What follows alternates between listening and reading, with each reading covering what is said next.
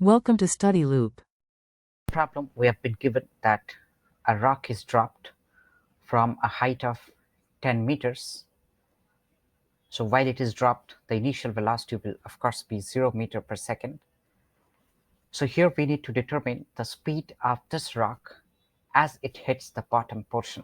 That means as it hits the ground. So we can get the idea that the acceleration here will be 9.8 meter per second square, because as the rock falls down, it's accelerated because the force is acting in the downward direction, and the displacement here is 10 meters.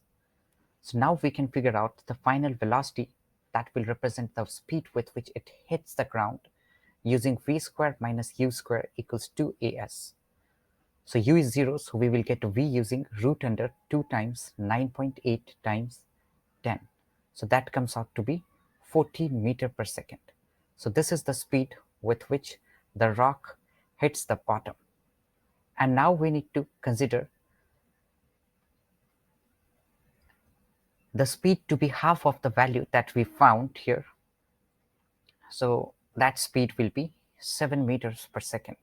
So we need to determine the height from which this rock would be left. So again here we have u as 0 meter per second and acceleration of course as 9.8 meter per second square. Now we need to determine the displacement, which will represent the height in this case, and we can definitely connect them using 2as equals v square minus u square. So putting the value here, we get the displacement as 49 by 9.8 into 2. So that comes out to be approximately 2.5 meters. So this will be the height in the second case.